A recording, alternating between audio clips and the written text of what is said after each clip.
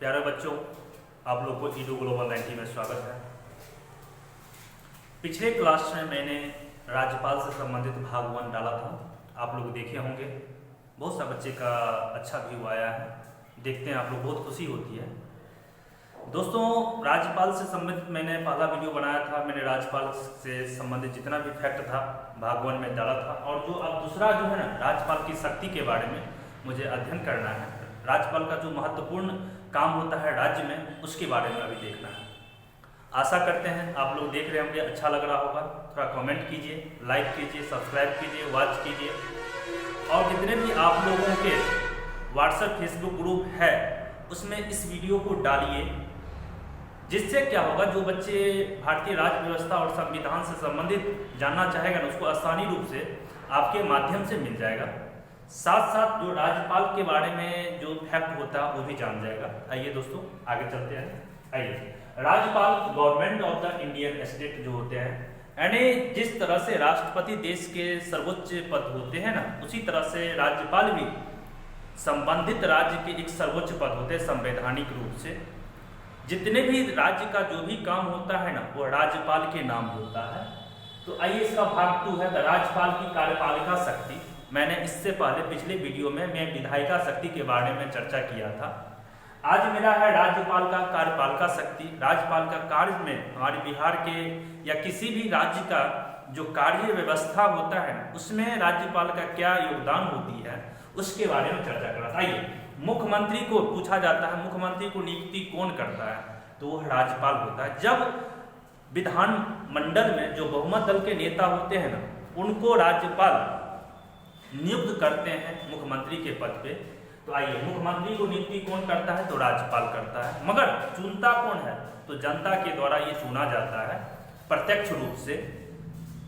यानी जब राज्य में चुनाव होता है, चुनाव होने के बाद बहुत सा दल इसमें भाग लेते हैं, और जिसको बड़ी पार्टी बन के उभरता है, उसमें बड़ी पार्टी में जो बहुमत, जिनका सर्वोच्च सभीयों के द्वारा जो चुना जाता है नेता को, उस राज्य में उसको मुख्यमंत्री के पद पे राज्यपाल बुलाते हैं। तो मुख्यमंत्री को नियुक्ति करता है राज्यपाल। आइए, मुख्यमंत्री, और किसी राज्य में मुख्यमंत्री तो बनता ही है, साथ साथ उसके मंत्रिपरिषद मंत्रिमंडल की स्थापना होती है। तो इसमें बहुत सो उस राज्य की विधानसभा की सीट पर निर्भर करता है, कितना इसमें मंत्री बनना चाहिए। तो राज्य में जितने भी मंत्री बनता है ना, वो मुख्यमंत्री की सलाह पर, सिफारिश पे बनता है। मगर नियुक्ति जो करता है ना, और शपथ जो दिलाता है ना, वो राज्यपाल दिलाते हैं। तो मुख्यमंत्री के सलाह पर राज्य के अन्य मंत्रियों को नियुक्ति कौन करता है, तो मुख्यमंत्री। और अन्य मंत्रियों की नियुक्ति की बात किया जाए ना, तो मेरा दोनों का आंसर राज्यपाल होगा। आइए, मुख्यमंत्री के साथ साथ अन्य मंत्रियों को शपथ नियुक्त भी करेंगे। साथ साथ जब मंत्रिमंडल का विस्तार होता है, इसमें पद लेते हैं, मुख्यमंत्री अपना शपथ लेते हैं, और अन्य मंत्री जब शपथ लेते हैं ना, तो उनको शपथ दिलाने का कार्य राज्यपाल करते हैं। आइए, मुख्यमंत्री के साथ साथ अन्य मंत्री अपना त्याग पत्र, मान के चलिए बीच में बहुमत नहीं पुर पाता या किसी कारणवश सरकार को टूटना होता है, तो उस समय त्याग पत्र देना पड़ता है अन्य मंत्री और मुख्यमंत्री को साथ साथ। तो अपना त्याग पत्र किसको सौंपते हैं, राज्य के मुख्यमंत्री और अन्य मंत्री, वो भी राज्यपाल को सौंपते हैं। आइए, राज्य के सभी कार्य, जिस तरह से देश में जितने भी कार्य होता है, चाहे विदेशों से संबंधित हो या जो भी कार्य होता है, वो राष्ट्रपति के नाम से होता है।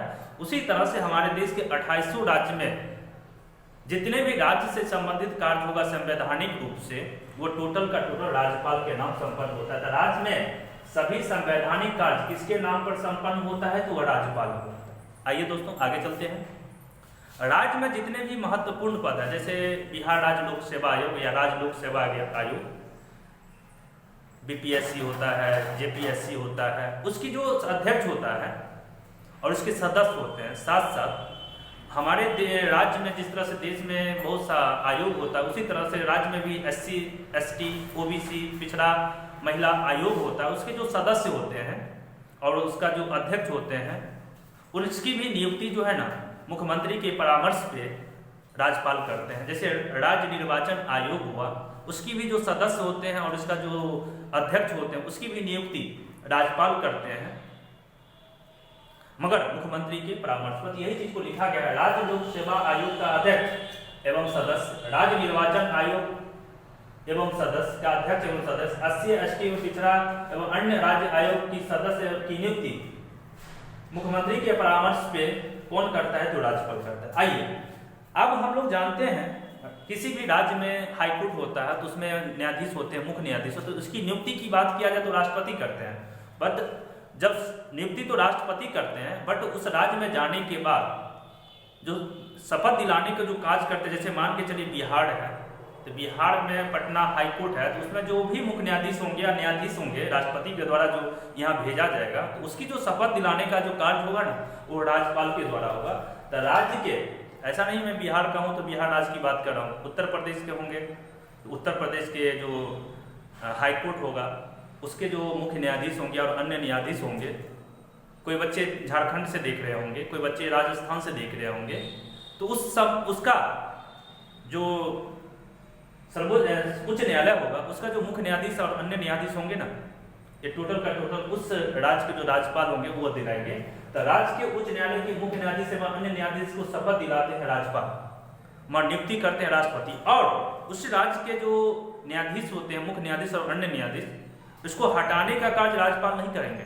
शपथ तो दिला देंगे मगर हटाने का कार्य राष्ट्रपति करेंगे। तो लिखा हुआ है राज्य के उच्च न्यायालय के न्यायाधीश को हटाने की शक्ति जो है ना, सिर्फ और सिर्फ हमारे संविधान में राष्ट्रपति को दिया गया हुआ है, राज्यपाल को नहीं दिया गया। राज्य में राष्ट्रपति शासन, हम लोग जानते हैं जब किसी राज्य में संवैधानिक रूप से सुचारू रूप से नहीं चलता है, संवैधानिक जो नियम और कायदा है उसके अनुसार राज्य नहीं चला रहता है, तो उस स्थिति में राज्यपाल राष्ट्रपति को एक सिफारिश भेजता है, एक रिपोर्ट भेजता है और कहता है उस राज्य में, जिस राज्य में राष्ट्रपति शासन की अनुशंसा किया जाए, उस राज्य में शासन व्यवस्था या संवैधानिक रूप से कार्य नहीं हो रहा है, तो उसमें राष्ट्रपति शासन लगता है। अनुच्छेद 356, मैंने इससे पिछले राष्ट्रपति प्रधानमंत्री से संबंधित मैंने वीडियो डाला था, उसमें भी जिक्र किया हूँ, और राष्ट्रपति में डाला था उसमें भी जिक्र किया गया था। हमारे देश में 3 तरह का इमरजेंसी लगती है, राष्ट्रीय आपात, राजकीय आपात जिसको राष्ट्रपति शासन, और वित्तीय आपात।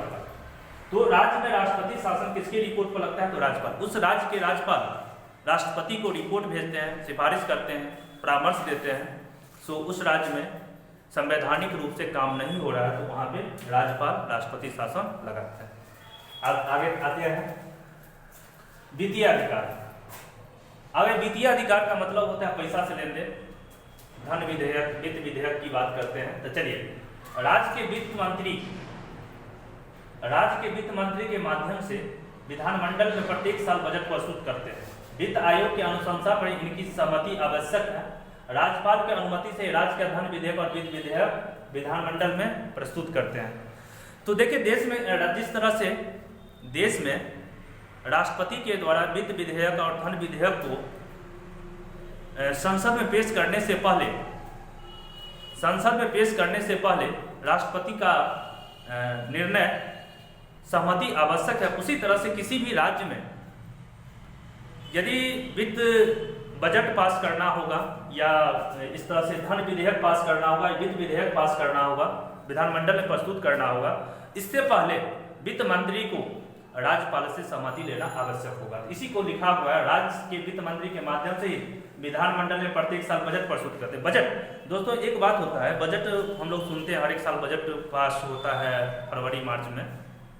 तो बजट क्या होता है? तो किसी देश का भी बजट पास होती है और किसी राज्य का भी बजट पेश होता है। मतलब क्या, जैसे बिहार राज्य है, तो बिहार राज्य में एक साल में कितना खर्च करना है, मुझे सरकार को कितना आमदनी आया, कितना खर्च करना, उसी को हम लोग बजट करते हैं। यानी एक साल में लेन देन, खर्च और आमदनी का ब्यौरा को हम लोग कहते हैं बजट। आइए अब देखते हैं, राज्यपाल का कुछ न्यायिक भी पावर मिला हुआ है। तो राज्यपाल राज्य से संबंधित न्यायिक फैसलों को भी माफ, कम या दूसरे सजा में बदल सकता है। दोस्तों जैसे राष्ट्रपति को एक पावर मिला हुआ है, यदि किसी न्यायालय के द्वारा, सर्वोच्च न्यायालय के द्वारा किसी व्यक्ति को मृत्यु दंड दिया गया हुआ है, तो राष्ट्रपति में इतना पावर दिया गया है, मृत्यु दंड को, फांसी को, अन्य इसको माफ भी कर दिया जा सकता है, इसको फांसी को या मृत्यु दंड को दूसरे रूप में भी सजा को ट्रांसफर कर सकता है। बट राज्यपाल को यह पावर नहीं मिला हुआ है। राज्यपाल को सिर्फ और सिर्फ जो छोटे राज्य से संबंधित जितने भी नियम है, जो सजा है, उसमें हेर फेर कर सकता है, मगर मृत्यु दंड में कुछ भी नहीं कर सकता। तो वही राज्यपाल राज्य से संबंधित न्यायिक फैसलों को माफ कर सकता है, कम कर सकता है या दूसरे सजा में बदल सकता है। लेकिन जो कठिन दंड है, जैसे मृत्यु दंड हो गया, उसमें राज्यपाल कुछ भी नहीं कर सकता। उसके लिए राष्ट्रपति ही इस पर अंतिम निर्णय ले सकता है। आइए राज्यपाल से संबंधित कुछ विविध तथ्य, 3-4 क्वेश्चन है, उस पर हम लोग देख लेते हैं। भारत का प्रथम महिला राज्यपाल, हम लोग जानते हैं हर एक राज्य का अपना एक राज्यपाल होता है, तो महिला राज्यपाल के रूप में सर्वप्रथम किसने बनी थी? तो सरोजिनी नायडू का नाम आता है। तो पूछा जाता है देश में प्रथम महिला राज्यपाल कौन बनी थी? तो सरोजिनी नायडू।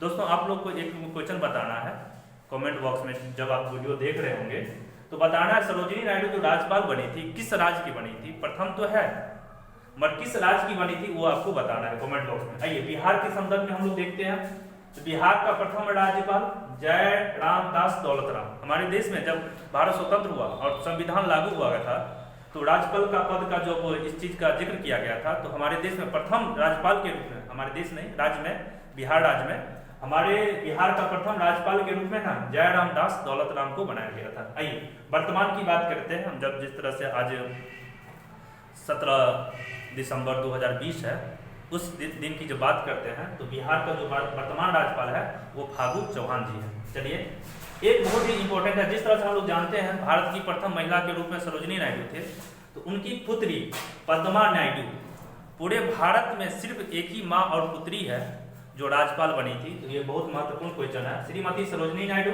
और उनकी पुत्री पद्मा नायडू भारत में एकमात्र माँ और पुत्री है, माँ और पुत्री है जो दोनों राज्यपाल बनी थी। अब आइए राज्यपाल से संबंधित एक हम जानते हैं हमारे देश में जैसे आयोग की स्थापना होती है, किसी चीज में सुधार करने की बात होती है, कुछ या नयापन लाना होता है, तो सरकार एक आयोग की स्थापना करती है। तो उसी आयोग से संबंधित एक पूछा जाता है सरकारिया आयोग किससे संबंधित है? तो राज्यपाल से संबंधित है। सरकारिया आयोग ने जब इसका गठन किया गया, इसमें सुधार लाने के लिए, उसमें कुछ जिक्र करने के लिए, तो सरकारिया आयोग ने सरकार को ये रिपोर्ट सौंपा, तो राज्यपाल किसी भी पॉलिटिकल पार्टी या राजनीतिक पार्टी से नहीं होना चाहिए। यदि इसकी बैकग्राउंड किसी राजनीतिक से है तो उस व्यक्ति को राज्यपाल नहीं बनाना चाहिए। दूसरा, राज्यपाल यदि किसी व्यक्ति बन रहा है तो उस राज्य का नहीं होना चाहिए। जैसे मैं मान के चलिए अभी हमारे बिहार का वर्तमान राज्यपाल फागू चौहान है, तो वह बिहार का उस राज्य का नहीं होना चाहिए, दूसरे राज्य का व्यक्ति होना चाहिए। यदि माने उत्तर प्रदेश में राज्यपाल कोई व्यक्ति है तो उत्तर प्रदेश का व्यक्ति नहीं होना चाहिए, वो सरकारिया आयोग ने इस चीज पर जिक्र किया था। साथ साथ राज्यपाल की नियुक्ति करने से पहले, जैसे माने बिहार में कोई राज्यपाल आते हैं राष्ट्रपति के द्वारा, तो उसमें उस राज्य के मुख्यमंत्री का परामर्श लेना आवश्यक होता है। जैसे बिहार में मान के चलिए किसी राज्यपाल की नियुक्ति करना है, तो उसमें उस राज्य के मुख्यमंत्री जो होते हैं उनसे सलाह लेना, परामर्श लेना, इस चीज का परामर्श आवश्यक समझा गया है। इसलिए सरकारिया आयोग 3 बातों पर जिक्र किया गया। यदि किसी राज्य में राज्यपाल की नियुक्ति करना है तो उस मुख्यमंत्री से सलाह लीजिए एक बार। उस राज्य से संबंधित नहीं होना चाहिए, जिस राज्य में आप डाल रहे हैं उनको उस राज्य का नागरिक नहीं होना चाहिए, और साथ साथ किसी राजनीतिक पार्टी से उसका संपर्क नहीं होना चाहिए, बैकग्राउंड नहीं होना चाहिए। ये सरकारी आयोग महत्वपूर्ण बातों राज्यपाल से संबंधित दिया था। दोस्तों आशा करते हैं आप लोग वीडियो देखे होंगे, अच्छा लगा होगा तो कमेंट कीजिए, लाइक कीजिए, सब्सक्राइब कीजिए, शेयर कीजिए, जितने भी व्हाट्सएप फेसबुक ग्रुप है उसमें डालिए। जिससे क्या होगा, जो बच्चे इस चीज़ को देखना चाहता होगा आसानी रूप से देखेगा, आसानी रूप से इसको अध्ययन करेगा, और अपना जो तैयारी करता है वो अपना आसानी रूप से, जो बच्चे जिसके पास पैसा नहीं है, ग्रामीण इलाका में है, वो पढ़ना चाहता है अच्छी तरीक़ा से, इस चीज़ को देखना होगा तो उसको आसानी से मिल जाएगा। इसलिए व्हाट्सएप फेसबुक जितने भी ग्रुप है उसमें डालिए। चलिए हम अगला जो वीडियो है हम बहुत ही जल्दी आप लोग को समक्ष रखेंगे। Thank you very much. अंतिम तक वीडियो देखते हैं, अच्छा लगता है। Thank you.